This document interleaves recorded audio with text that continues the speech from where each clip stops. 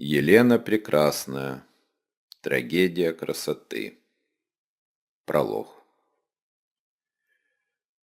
О чем поведать мне? Как рассказать о прошлом? Великие поэты все сказали, и наш удел лишь повторять стихи, которыми навеки вознесли тех доблестных, прекрасных и ужасных, что в памяти людей живут нетленно.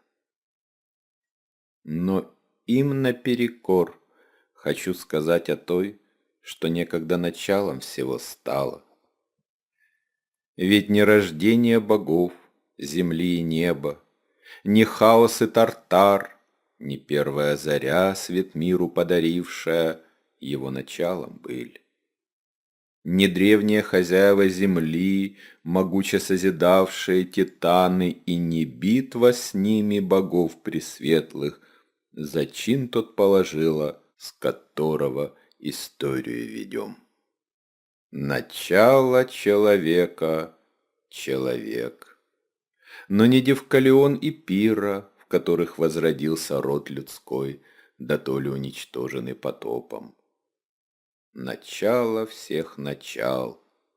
Ты, женщина, прекрасней коей нет. В тебе исток того, что невозможно, что больше жизни, света и тепла, поскольку ты даришь, как частицы себя, непостижимая вовек. Несчастен тот, кому ты не явилась, и прожил тот не зря, кто тебя знал. Как рассказать о ней? Ведь счастье многолико, и каждый, кто достиг, тот тайно произносит другое имя, ставшее заветным. Видение распознается чувством. Его нельзя придумать, угадать. Нельзя и знать, как знаешь, что и это. Тебе надежда знак в нем подает, вещей всех смысл, и то, чем сам ты не был, становится простым и ясно зримым.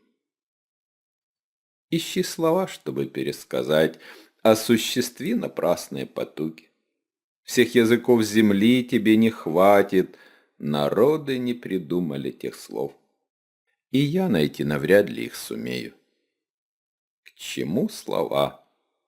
Ведь каждый точно знает, о чем здесь сказано. Понятно и без слов то знание, которым различает душа живущего свою судьбу. Любовь. Одно лишь слово. Что в нем видит сердце? Самозабвенность, близкую обману, надежды свет, доверие, соблазн. Им упоение открыты двери, но что за дверью? Приступи порог.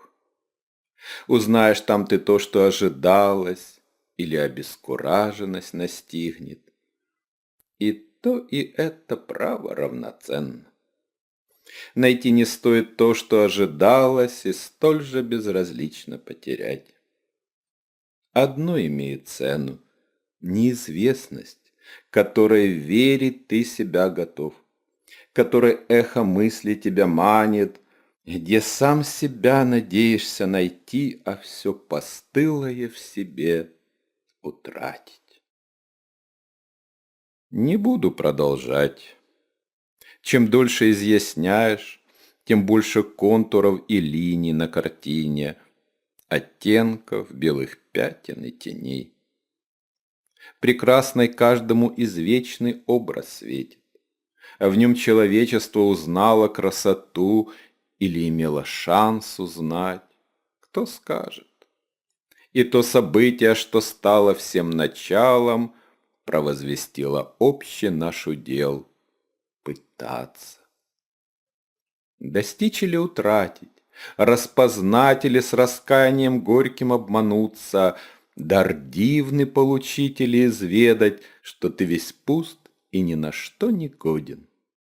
Всех имена соединю в одно, которым Бог провозгласил явление всепобеждающей бессмертной красоты.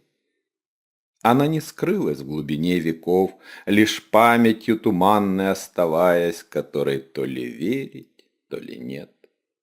В ней сегодня угадать возможно загадку той, что к жизни нас подвигло, наполнив дни стремлением и свет. Прекраснейшей, я говорю, и смолкнув, смотрю перед собою, чтобы видеть доступное для одного лишь сердца.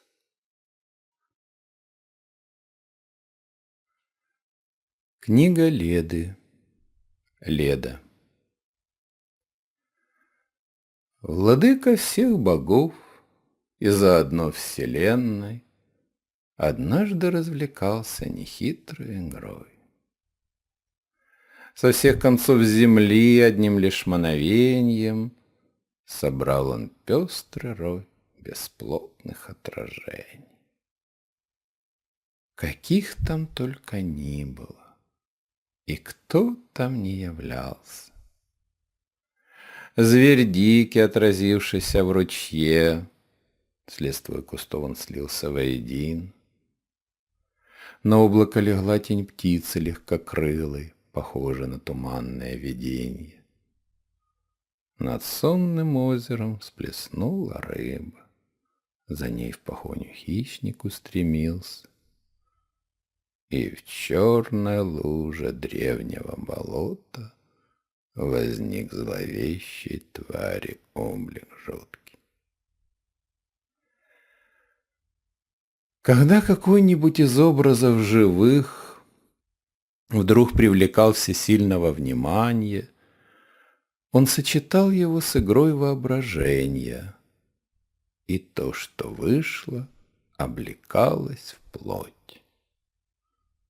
Так существа рождались мыслью Бога, причудливые, страшные подчас. Но среди множества мелькавших отражений всех притягательнее были лица. Их выражения, черты и маски, которые невольно люди одевают, заглядывая в зеркало. Не для того глядят, чтобы себя увидеть, а мысля, как себя другим представить и через них самим себе внушить. Игра, всегда игра тщеславных отражений, попыток и потуг, тревог и многих скрытных надежд, которые таятся даже в том, кто ни на что ни в чем не притязает. И каждый тщится в ревности усердной не столько показать, сколько сокрыть. Не сыщется среди людей такого, кто б хоть раз не посмотрел в глаза пытливого отражения, в котором все как ты, но только чужесть друг черты меняет больше или меньше. Среди обликов, которых медь зеркал по всей земле послушно отражала, ни дети, ни мужи преобладали. Конечно, женщины. Их взоры и гримаски, немых вопросов строгая пытливость. Усердие женское стремится обмануть природы волю, в каждом дне созиждя всего лишь вид, мерцание иллюзий, лишь были бы утешительны они. Сказал я женщин, правда и неправда. Не девочек, над существом которых пол не произвел еще загадочных своих внушений, и не прелестниц, кои отцвели. Для них суждения зеркал язвящий, горький. И то, что умножало чувств, азарт, надежды и стремления будило, теперь неисцелимое наносит раны. Поверхность зеркала — обманчивая плоскость, В тебе есть глубина и тайные соблазны. Ты простодушно говоришь, так есть. И ты же ловко похищаешь правду, своею магией лелея спесь. О, льстец тончайшей юной красоте, кокеток своенравных вечная утех. С тобой веселую игру они ведут, смеются, торжествуют и лукавят. Наивные, узнать им суждено, что это ты играешь ими своевольно. Настанет час, и торжество растает. Былую радость скроет грусть и пепел.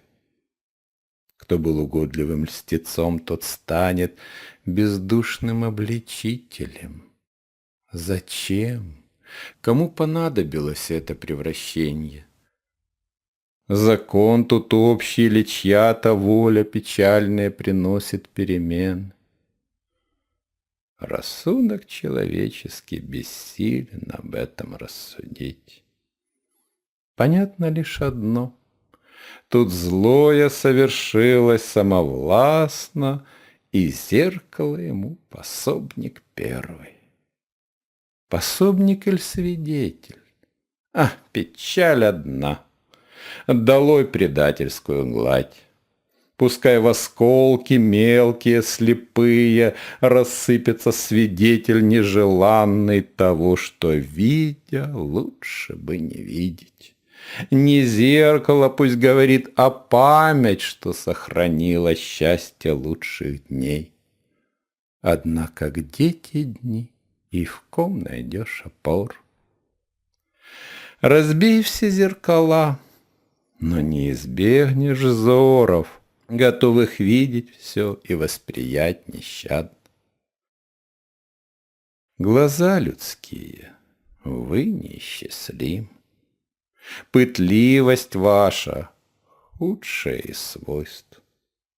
Подобны тысячам зеркал мельчайших, в каждом приговор. Их кара неизбывна, суд неотвратим для всех красавиц, некогда желанных, а ныне ищущих укрытие в тени. Но этот миг далек. Теперь же в час рассветный, полный неги, вершится таинство прелестных превращений. В нем волшебство румян, теней истома и легкое касание свинца согласно действуют, что пудры дуновенье закончило тот образ, что внушит желание и пыл мужам отважным. Вот итог, коварный, зыбкий, но как сон прекрасный. Его отринуть или жертвой пасть? О, женщина, как ты наивно страстна! Льнешь к зеркалу не с тем, чтобы увидеть, а чтобы, созерцая, созидать. Мудрейший Бог, внимая отражением, не лица видел, женские потуги рождать прекрасное на плоскости зеркал. Его чета усилие забавляла, не рассмеялся женскому упорству и, снисходя, подчас дарил награды, удачу, легкий успех, вожделение. Зевс видел то, что отражалось, но знал и тех, что в зеркала смотрелись. Природа постигалась им мгновенно. Повадки, нравы той, что зеркалу себя являла, и вид свой создавала в нем искусно. Две эти сущности сливались воедино, и Бог все знал, не в силах обмануться. Так он, всеведущий, внезапно усмотрел прекрасной женщины склоненное лицо. Прекрасной. Их красивых во множестве дарила отражение игра веселая. Так что же было в ней? Никто не скажет. Малая деталь, мелькнувшая для глаза чуть заметно, случайный изгиб губ, как будто затаивший неизбежность, или тень прозрачная, что на лице лежала, а может, взгляд то был приспущенный, туманный.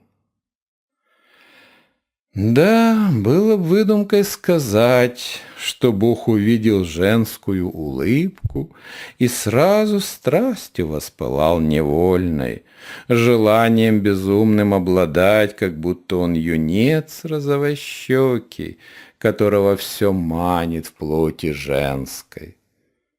Такого быть не может. Нет, нет, нет. Пусть даже в женских губ изгибе Эрот свою стрелу коварно скрыл. Воззри, дерзнуло острие коснуться божественного сердца и ума. Яд начал действовать, но сколько еще должно пройти минуты дней превратно тихих, исполненных томлением подспудным, когда любви коварство своенравно свою покажет власти непреложность. Путь к чувствам вечного длиннее, чем у смертных, но здесь отнюдь не целился Эрот. Она была такой, как отразилась. Бог это знал наверняка, лицо не лгало. Не красота его пленила, достоверность. Ведь без нее вся красота — лишь образ, забавная игра капризной плоти. Тень тени, отблеск без огня, без звука эх. И сколько ни пытайся осязать, получишь только пустоты уныния. Узнал о ней, что Ледой звать, и что она царевна, дочь Фестия в Этолии равнинной, где табуны коней на пастбищах обильных подобны волнам. Ветер треплет гривы, колышет травы, вдохновляет бег. Но вот зенита достигает солнце, все никнет под палящими лучами. Создания живые исчезают, ища отрадного укрытия в тени. Мир замирает, будто оглушен, и желто пуст, он дышит еле-еле. В той роще, где гулять любила Леда, Зевс обратился деревом могучим. Царевна в знойный час, когда нещадно солнце, под сенью дерева приют себе нашла. Она была так близко, беззаботна, в самой усталости легка и весела.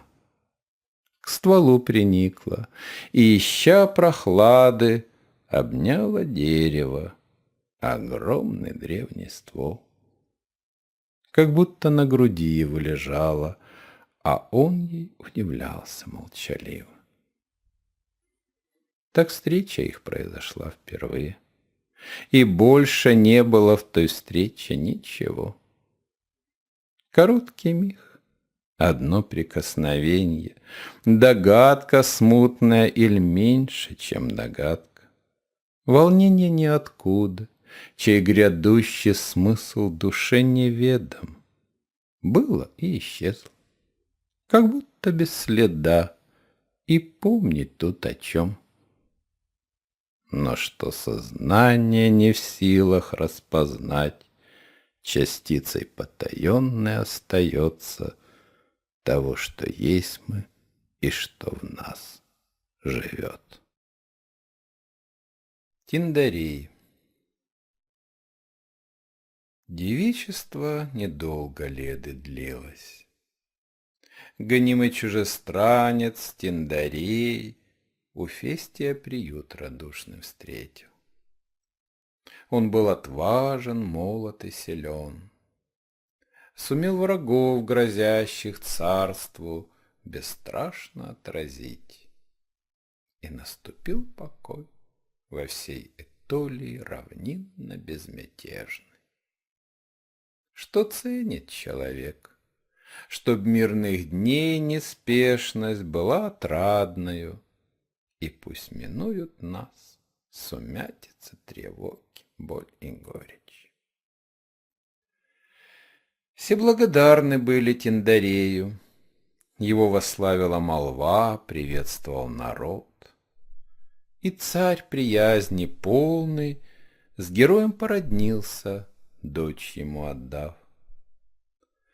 Она перечить не нашла резонов, хотя смятение исполнилось невольно. Ей нравился, конечно, Тиндарей, но быть женой чересчур не кстати. Она лишь узнавала голос чувств, в ней первое желание себя являли робко. Случайность встреч, мимолетный взгляд, звук голоса волнующий. Довольно вас, чтоб сладостный разлад в душе возник, а остальное довершит воображение. Был свет и ясность дней, беспечный вольный смех, бесхитростные опыты кокетства, прогулки на заре, подружек пересуды, забав и шалостей невинная игра. Всему своя пора. Такое время есть, когда жизнь состоит не из событий, а из их предвестий.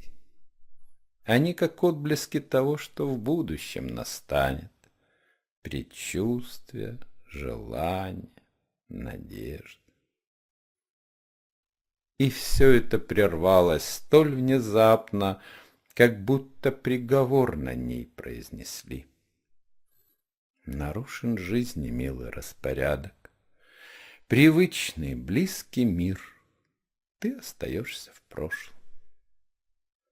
Так поворот реки от нас скрывает знакомые приветные места. Их с детства помним. Старая сосна, чей ствол трехсвечником удерживает небо. Пред нею пляж песчаный, каменистый мыс, лобастый, выпнувшийся в реку. Упрямец непокорный, год за годом волны его смывают и никак не смоют. Журчит река, течение сильнее влечет все дальше лодку, и, как ни гляди, откосы и чужие берега нам заслоняют близкое, родное, то, что казалось, будет навсегда. Хотелось скрыться ей, не видеть никого, бежать, кричать, исчезнуть без следа, зеленой ветвью в кроне затеряться. Но свадьба совершилась в день назначен.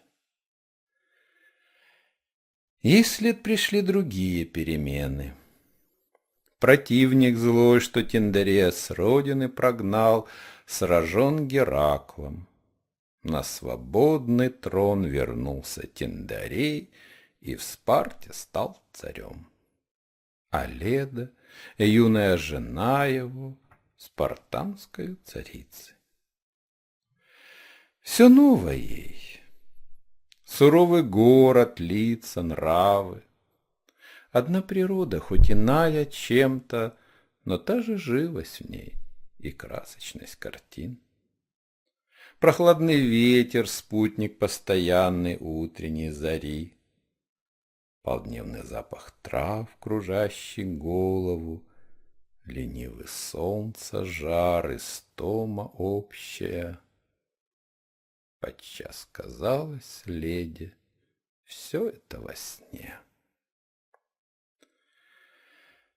Она любила уходить подальше от городских строений, сутолки людей, от ей излишнего внимания и услуг.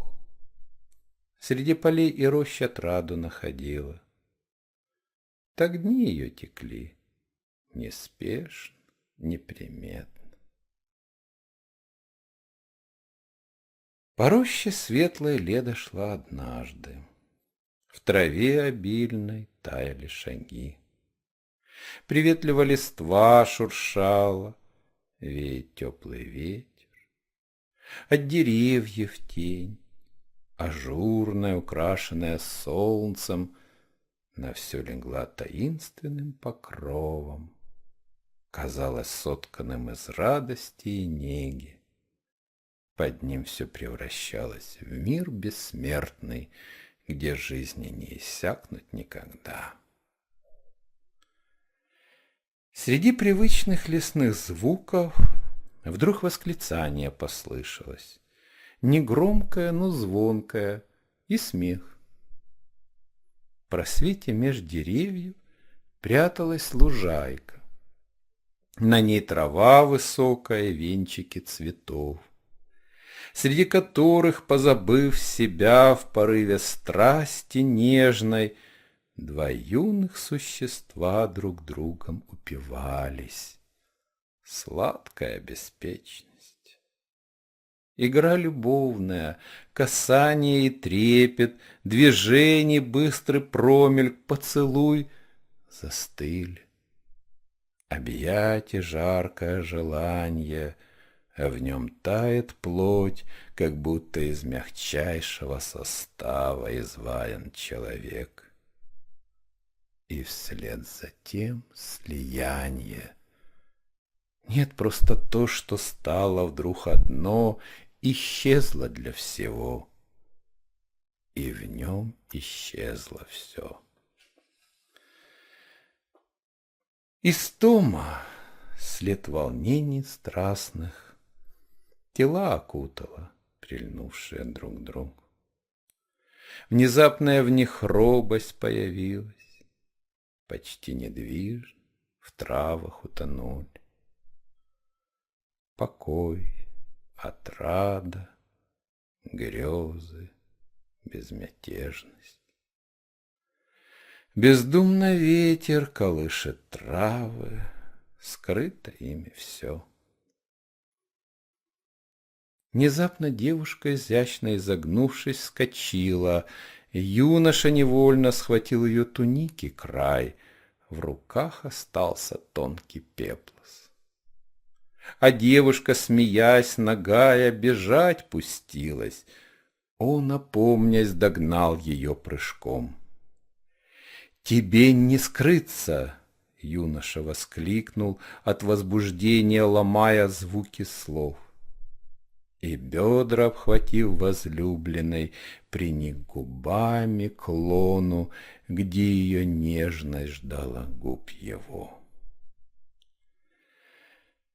Два тела обнаженных снова слились, как солнце и волна сливаются, как трепет и мечта. А Леда, ей казалось, не она смотрела, а лес ее глазами смотрит, принимая все, в себя вбирая и животворя. Как будто чудо рядом, руку протяни, но чьим-то равнодушным заклинанием оно вне жизни, скрыто в недрах плоти, как молчаливый ропот и неясный стон. Ей стало сладко, больно, грустно, безотчетно. И юно ей казалось, много лет она на свете провела, и верно ни к чему. Но может ли так быть? Державный длился брак. Своим порядком родился ребенок.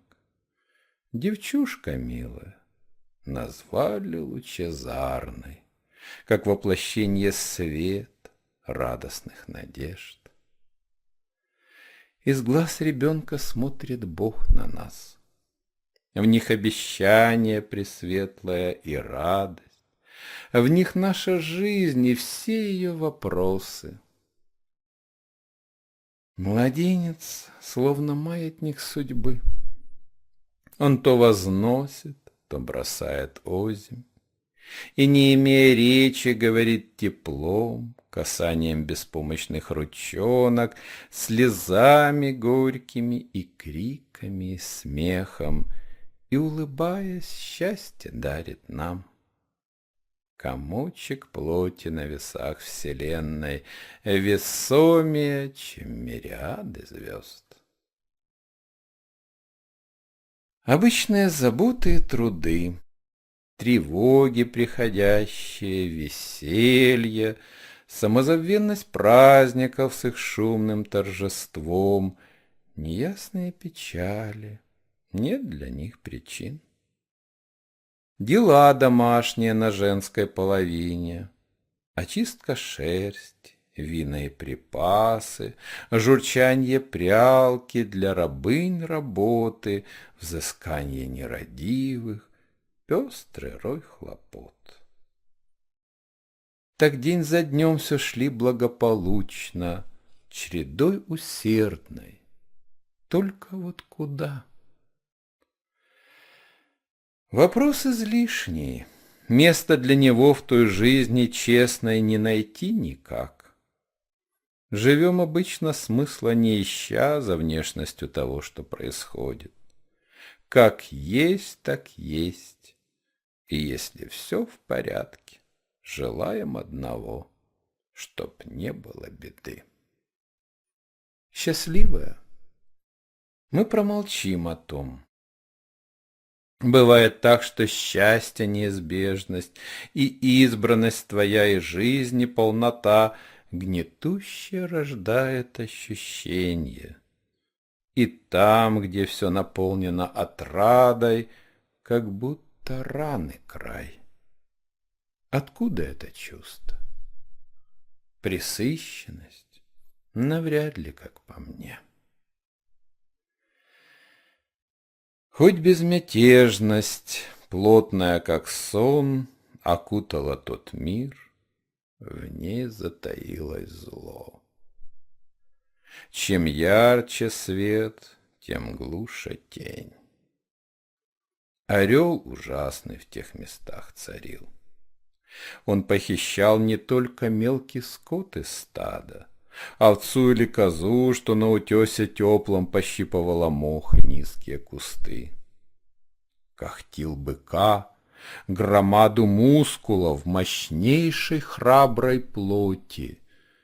И столько ярости в зловещей птице было, что разрывал на части Божью тварь. Подобно льву небесному, стремительный, могучий и неумолимый. А лев земной пред ним был как котенок, игрушка силы несравненно большей. Живое трепетало перед ним, в испуге никло, замирало, слепло, едва орел являлся в отдалении. Неизъяснимый ужас без причин охватывал все сущее, как будто все, что есть, обречено погибнуть, и спасения нет. Он появлялся словно ниоткуда. Сейчас вот не было, и вдруг внезапно есть. Он не питался, только убивал, в растерзанности плоти утоляя свою свирепость, боль, неведомую муку. А может, не было орла, и лишь предание о мрачном чудище тревожило людей? Как часто трудно отделить бывает живущее в уме от существа, что где-то обитает. Реальность, это зыбкости синоним. То не орел был, крик вселенской драмы, зачавший этот мир, как некогда земля зачала все, что окружает смертных, все множество вещей, чья круговерть, как сава, накутала всех нас, как будто бы живых. Не мог исчезнуть вопль, рассеяться, затихнуть, он обратился в плоть, в пернатую и в боль. Хаос. Однажды Леда, пробудившись рано, ушла тропинкою, что средь холмов зеленых сперва велась резво, а потом пропала, как будто след утратив. Леда же все шла в течение мысли, погрузясь неспешно. Ей было по душе все то, что окружало, и время пролетело незаметно. Уж полдень миновал, усталость ощутила. Присела среди трав, их ласковая близость и ветер, что приятно овевал лицо и плечи, все клонило в сон. В душистых травах, у кустов обильных, чья тень смягчала летний зной томящий, уснула безмятежно, словно вдаль ушла, туда, где все покой и ясность без печали. Был это сон или вещее виденье бесплотным вихрем душу увлекло? К тем временам, когда все начиналось, когда ничто не знало, что начнется, где не было ни там, ни здесь, где ничего не длилось. Она увидела то, что непостижимо. Бескрайние просторы, залитые огнем и морем совокупно. Клубились белесые пары, вздымались пики, грудами толпились. Они не мертвый были камень, а живой. В них жизнь текла неспешно, неприметно, крупица за крупицей. Да и то сказать, была здесь жизнь или просто волшебство. Во всей вселенной кто-то плакал неумолчно, или то вихрь стремительный тревожил вечный холод. И чем он был? Дыханием ничто или творящей силой божества начала? О том рассудок рассудить не в силах. Ответов нет, лишь череда вопросов. Слова бессильные, зачем ваш робкий лепет? Еще нет ничего, ни капли вещества, ни тьмы, ни света, ничего совсем, что можно бы назвать. И все, не будучи, беззвучно лишь стонало в безмерной муке или упоении. Удел стихи лишь падать, возносясь, и вечно превращаться, не будучи ничем и не желая быть. Она утратила свой облик и сама струилась по жарким нитям стонов, испаряясь в них, и тихим всхлипом таяла во мраке, а мрак загустевал и начинал рождать. В бесформенности той созиждились титаны. Пред власти древние, чья суть непостижима, чудовища и боги то и то в одном. Ни существа, стихии, никакие формы еще не появились, начало и концы вы не существовали. Все в вечности недвижной пребывало, не истлевая и не возникая, удел всего всегда. Оно одно лишь ведомое сущим. А что несущее, того и не бывало, и даже без догадки мимолетной о нем неизъяснимом и печальном. Что не имеет меры, в том нет свойств. Его нельзя увидеть, осязать. Одно неотличимо от другого. Вовне оно и столько же в тебе. Им вид и облик приписал наш разум, бессильный охватить безмерно сил могучих. Для них ведь весь наш мир — лишь малое дитя, наивное, беспечное, смешное, для нас эон, а им крупица плоти, песчинка хрупкая, неясный серый отцвет. Что солнце, небо и земля были единой плотью. И так, приникнув, слившись в соитие, они рождали странные создания. Предания доносят 6 имен, но кто их может счесть? Считать уже порядок, а то, что было, то неисчислимо. Простой процесс рождения, бесконечный, мощный, всеизвергающий и неостановимый. Она завороженно наблюдала все то, что невозможно было видеть. Не знала даже, видит или слышит.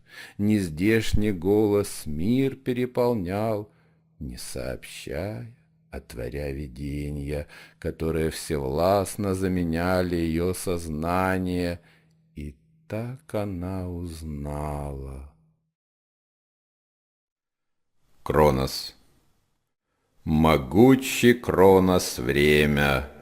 Он родился странно, серпом острейшим. Никакой металл не был его субстанцией, лишь холод, холоднейший лютый холод, да еще сияние его образовали. Этот холод был самой быстрой из вещей на свете, стремительнее нет, и оттого сиял настолько нестерпимо, что глаз его не мог увидеть вовсе. Лишь след всерассекающий возможно рассмотреть. Рука Титана, этот инструмент с предназначением неведомым, нарушил все, что есть. Ведь каждым взмахом Кронос рассекал сплошное сущее, каким дотоле было. Не знавшая пустот, теперь узнала рознь, зияние, предел, и в каждом из порезов, словно кровь из раны, небытие сочилось едко, проступало тихо, сплошном являлись щели пустоты, такой, что не заполнить, не срастить никак, ужасны раны кроновой игрушки. Не стало Леды вмиг всецело страшно, она зиянием стала, трещиной пустой. Безмерный ужас от нее остался, как эхо, поглотившее предмет. Так жуткое ничто открыло сокровенно, чему оно равно, с ним ужас в мир вселился. Явился Кронос с разными руками. Одна — острейший свет, другая — жарче звезд. Вторая длань огромною была, способная расплавить что угодно. Нет тверди столь упорной во вселенной, которая пред нею устоит. Любая форма станет словно воск, и время ей по прихоти своей придаст любой вид, свойство, все ему доступно. Могущество рождает жажду власти. Та жажда в нем открылась, как зияние, бездонное, зовущее неведомо к чему. И он рассек ту связь, в которой неразлучно пребывали его родившая земля и праотец Уран. Взметнулось небо куполом, отпрянуло от Геи всепорождающего лона. Теперь соитие, в котором пребывали Уран и Гея, стало невозможно. Лишился плодоносной силы праотец. Ужасный вопль об этом возвестил. Слились в нем два начала нераздельно, крик времени, вобравший торжество преступное, и скорбный возглас неба. В нем кричало боли, горькое отчаяние потери той неразлучности, в которой пребывали Уран и Гея, их священный брак. Тогда в зиянии меж небом и землей образовался средний мир. В нем время утвердило власть свою, всему начало полагая и всему конец. Срединный мир, его навеки царство. И тот же Кронос изобрел людей, век золотой им подарив для жизни. Чтоб сохранить над миром верховенство, он поглощал своих детей, ревнуя, как бы вызов один из них не бросил его власти. Но как ни чился Кронос, совершил ошибку и камень вместо сына проглотил. Она, исчезнувшая вовсе, бывшая нигде, теперь частицей света стала, островком тепла, как будто в бесконечном отдаленье зажегся яркой точкой изумруд. Младенец вырос и явился Богом, природой новой света торжеством. Он вынудил отца вернуть детей своих, что рождено для жизни жить должно. Кто открывает все, способен поглотить любое из созданий, без следа, без всхлипа. Он сам и вход, и выход, и, вбирая все, он словно сохраняет, вмиг любой способный вернуть обратно, выпустить вовне. Из чрева Крона вновь исторглись дети его Иреи, боги в Поднебесье.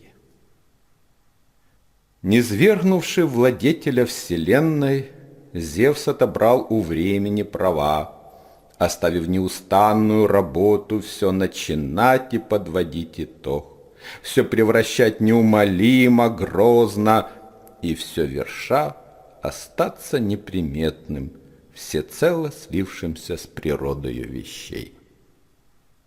И так она, усталый лепесток, частицей праха серого кружилась безмолвно, куда-то падала, а может воспаряла, где верх, где низ, не суждено узнать. Все это безразлично, внятно лишь одно: из всех терзаний лепесток покоя впервые выпал. И она, кружась бесплотной частицей тишины, сливалась с тем, что было, с множеством вселенной. Что изменилось в мире, то осталось. Случившееся раз необратимо. Обидчик, что расторг былую связь Урана с Геей, неба и земли, лишился трона, но разрыв между ними, срединный мир, остался нерушим. И Кронос, потерпевший от рук Зевса, лишившись прав державных, принявший порядок богов пресветлых, все же сохранил былую власть над сущим, ко всему причастность. Все так же он владеет всем, объемлет все, и в нем все пребывает, подвержено закону перемены. Лишь сам себя утратил, облика лишился. Он есть всевластно, но какой он где? Из Вседержителя он стал всеобщим свойством, уже не царствуя, а лишь всему служа, несокрушимой мерой и залогом судеб. И все его, а сам он никакой. Лебедь. От страшного видения древней тайны очнулась Леда, будто бы истлев.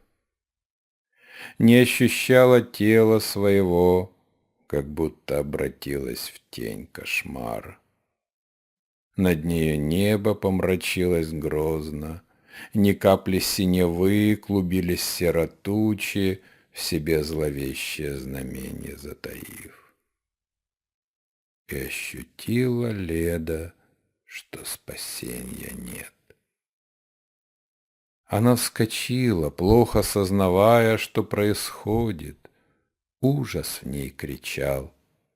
Казалось, небо мрачной лавиной все устремилось к ней.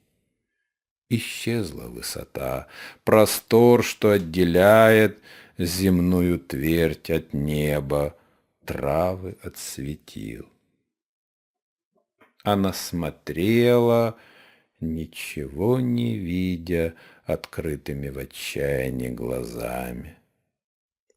Теперь и наяву она узнала то, что пресекает жизнь. Ни мыслью, ни взором, трепетом ества она внезапно ощутила близость безмерной силы, муки без границ. Как будто крылья небо обрело или в нее проникло вихрем злобным. Орел огромный в небе показался. Еще нечеткий контур, но казалось, ты уже захвачен жуткими когтями. Оцепеневшая, не в силах шелохнуться, следила Леда за его движением, желая безотчетно близкого конца. Вдруг сумрачное небо разорвалось прорехой круглой голубого цвета. Она стремительно росла, как будто из иных неведомых пределов другое небо властно ворвалось в небесный свод, простершийся над нею. Не части целое, одно в другом, а две вселенных тяжбу вести друг с другом будто бы решили. Их состязание не длилось долго. Бог руку протянул, и то, что было дланью божественной, спасительной, хранящей, все смертное увидело, как птицу. Сияющую белизной чистейшей, в порыве гордом несшейся, как ветер. Подобно вихрю белому стремился лебедь, рассекая тучи. Где пролетел, там небо стало ясным, рассеялся туман, и засияло солнце. Лишь где орел зловещий, расправивший огромных два крыла, летел к земле или к себе притягивал ее, там угол темный в небе оставался. В нем хмурилась угрюмо непогода, мелькали молнии дальние зорницы, и гулко гром раскатывал шары. Но сумрак будто враз утратил смелость, и молнии сверкали, как торопка, совсем как малые щенята, тявкнут и глядят, позволено ли продолжать забавы. Две птицы сшиблись, не щадя себя.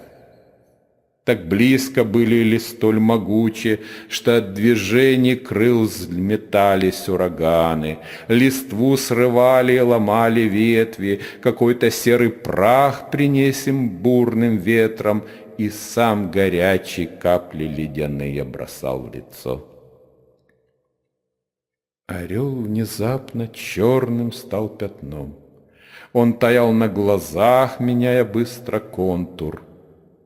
Потом, где был орел, возник свистящий смерч. На миг исчез, и вновь явилась птица. Как будто та же, но иная чем-то. В ней величавость заменила ужас, и сумрак весь рассеялся, пропал. Орел неспешно, плавно поднимался в небесные просторы. В вышине исчез, как будто бы вернулся в то начало, откуда и зашел, и в этот мир явился. Победоносный лебедь замер на миг в небе, в просторе властвуя от края до края. Но он как будто это не заметил, ничуть не увлеченный торжеством победы. Бог небеса оставив, снизошел на землю, свое внимание женщине отдав. В ней жизни уже мало оставалось. Поникнув, распростерлась на траве пожухлой, всего лишь плоть измятая, полуприкрытая останками одежд, которые оставил ветер буйный, эхо битвы. Все то, чему свидетелем невольным оказалось, ей жить не оставляло шансов. Вошедшее в нее небытие неудержимо поглощало душу, питающую наше естество. Утратила порядок мыслей, даже имя, ей стало безразлично, есть она или нет. Была готова, обратившись в тень, вот-вот отправиться туда, откуда нет возврата. Тогда приник к ней лебедь, крыльями укрыв. Ее окутало сиянье белизны, упругое касанье тела птицы и нежность беспредела. Она весь мир наполнила, исчезла леда в ней, забылась, как себя не помнит спящий. Блаженство проникало в ее плоть волною теплой, сильной и влекущей. В ней возрождалась жизнь, за каплей капля. Вот пальцы задрожали, сдвинулась рука, забилось сердце, все сильнее, четче. Стан изогнулся, судороги прошли то здесь, то там, вернулись ощущения. И с ними все желания ее. Ведь жизнь настолько есть, насколько мы желаем. От близости с божественным началом в ней зародился плод.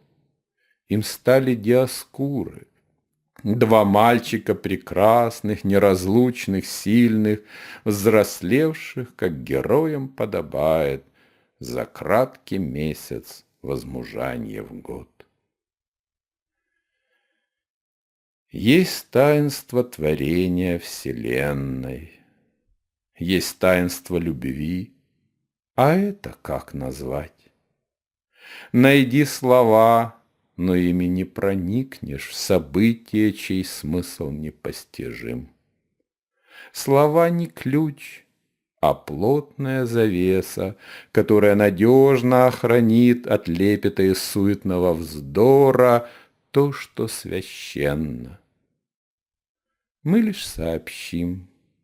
Прошел немалый срок, когда коснулся вновь божественный огонь нежнейшей женской плоти. И в те же дни муж ею обладал, начало два проникли в лоно Леды.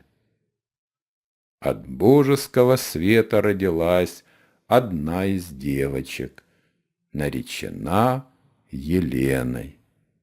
От семени мужеского другая Клитемнестра.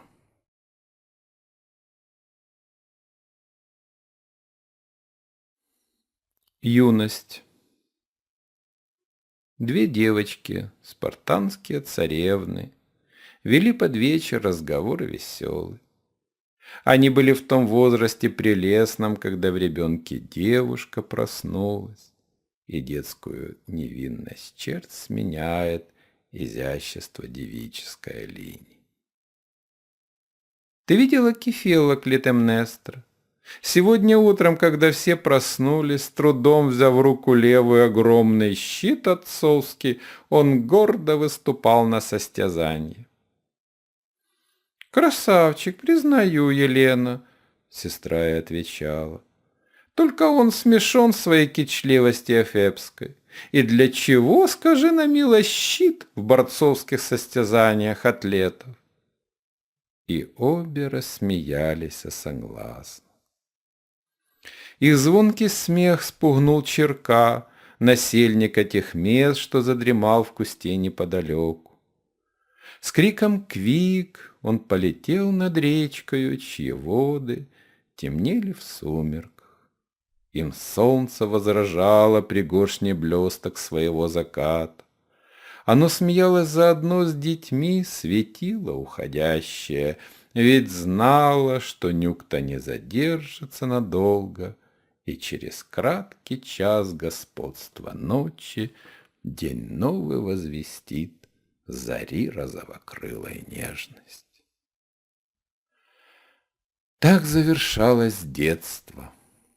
Дням его вослед спешила юность, время всех надежд, обманчивых, влекущих, вдохновенных. Их самоцветов полные пригоршни беспечно юность в руки отдает любому, кто всего лишь молод, не верит в смерть и знает, все возможно. Но как песок струится между пальцев, прекрасные надежды иссякают. Темнеют краски, гаснет их игра и ход вещей. Вот ювелир отменный среди всех драгоценностей находит подделку за подделкой. От всего, что звало и манило неотступно, останется лишь малая частица, простая, точно камень придорожный, или прохладный будничный рассвет.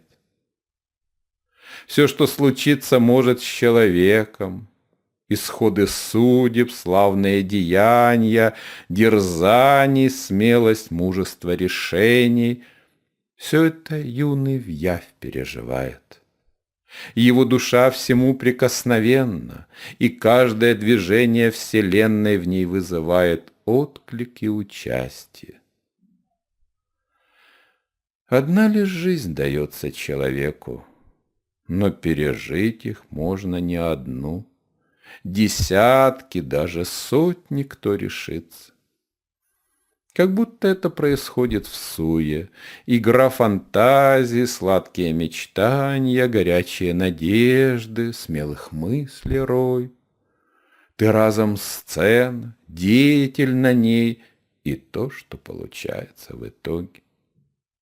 Всем существом своим свершаешь и теряешь, возносишься успехом, беды и невзгоды биением сердца остро узнаешь. Все это наяву, а мир в тумане. Предметы, что вокруг, утрачивают плотность, сереют лица, смыслы и дела. Все вокруг окутывает скука. Она, как пыль, укрыла тонким слоем все, что считают миром и судьбой. И только что в душе заветно происходит, имеет вес, наполненность, значение. Лишь в ней действительности жизни полнота. Не жизнь, а жизни и сон, смешение картин. Все рядом, все возможно, все доступно, и ничему еще не прозвучало «нет». Да, это будто бы игра воображения, реальность наших душ. А что они такое? Не взвесить, не потрогать и не рассмотреть. Плоть юности — мечты, надежды, упования. Реальность их без капли вещества. Все, чем владело детство, тоже ушло, а жизнь лишь предстоит. И в ней приобретение, утраты, их баланс грядущий, осанистая зрелость подведет усердно. Ах, это юность! Усмехнется зрелость. Игра воображения. Вот счета. Игра, пускай, но все ходы всерьез. Подчас в ней ставка жизнь, отнюдь не понарошку. Серьезный возраст юность, в ней зачин всему. Ни мысли суета, ни бурное пристрастие в ней главное, а ко всему готовность. Опасная, ведь безрассудно часто. Великая, ведь нет расчета в ней. Кто юн, в том человечество живет. И только через юность род людской твои мечты становятся возможны. Вся жизнь потом, как будто понарошку, в одежды из условностей рядится. Пустых и веских, добрых и циничных, сводящих воедино нити всех цветов. И что соседство друг с другом не способно, что лед и пламень, ветер и земля условности спокойно сочетают при помощи лукавого, как будто. Ну что поделать, таковы дела, иного не дано, и все так поступают. Вот ряд всесильных грустных заклинаний, которыми проложены пути в той жизни, что назвали гордо взрослой. Ее ли неправильней нелепою назвать? Прости, читатель, мне такую вольность. Сюжет оставив, я повлекся мыслью, как будто посторонней, действию в ущерб. Но, может быть, в том воля не моя. Мне кажется, рассказ идет помимо того, что я хочу сказать и что как будто знаю. Моей нет воли в том, что совершится дальше, в следующем абзаце или событиях давно минувших лет. Я только наблюдаю, вглядываюсь в тени, неловкими словами сообщаю то, что никогда словами не бывало. Само все движется или стоит недвижно. Я лишь смотритель скромный при дороге, проложенной не мной. Ни цель ее, ни даже протяженность, ни виды, что вокруг, не мною решены. Лишь редкая возможность спутникам проезжим поговорить о том, к чему дорога повод дала случайный или неспроста. Вот я и вторгся речью безыскусно себе даря общение, ну а вам безделицу дорожных впечатлений. Не кстати ты, чудак. Напрасно время тратим в разговорах праздных. Что нам твои дела, смотритель скучный, твои резоны, предпочтения, чувства. Исполни долг сказителя как нужно, а мысли твои тщетны ни к чему. То, что извлек из жизни неприметной, ты детям передай. А если одинок, пускай твои слова выслушивает ветер. Мы же продолжим путь. Пусть будет он удачным, я желаю всем. Смущенный укоризной обещаю впредь не своеволить, лишними речами не нарушать движение сюжета. И что действительно прибавит разум тщетный к тому, о чем здесь речь ведет сама судьба?